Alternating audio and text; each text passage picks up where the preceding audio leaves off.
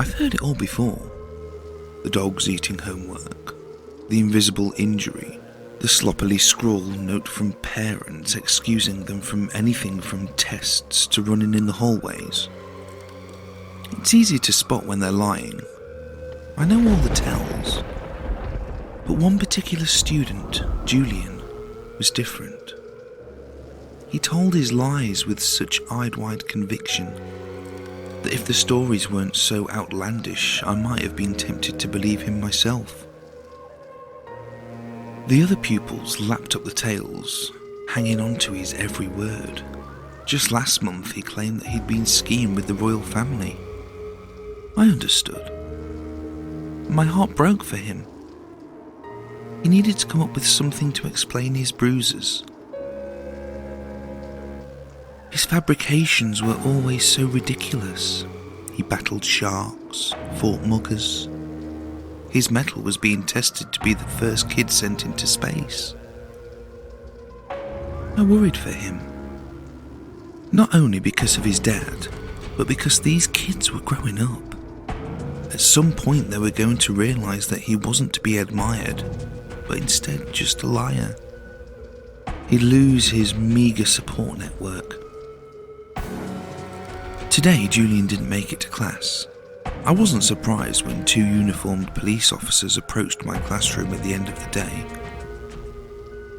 "We're here to discuss one of your students." "It's Julian, isn't it? Is he hurt?" "He didn't come to school." "He's in a safe place. We'd like to ask you a few questions about his home life. Of course, I'm glad that he's finally going to be helped. His father was beating him.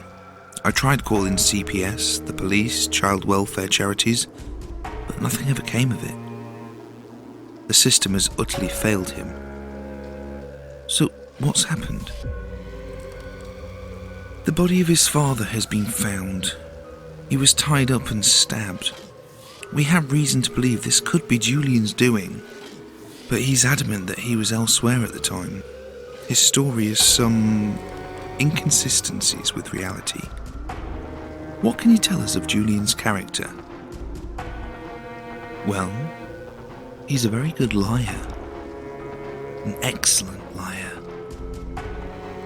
He never seemed violent, but he could lie his way out of any situation." The officers exchanged a glance and nodded, and thanked me for my time. "We're afraid that Julian won't be returning to class anytime soon." As they left, I had to pinch myself that it had gone so well. That scumbag father of his deserved every laceration I made on his body. I won't stand for anybody hurting my students. The cherry on top, though, was using carefully placed strands of Julian's hair and a knife from their very own kitchen at the crime scene. Liars never prosper, and I hate outright fibs. One day Julian will realise that I did him a big favour. I hear Julie can really scare the untruths out of a kid.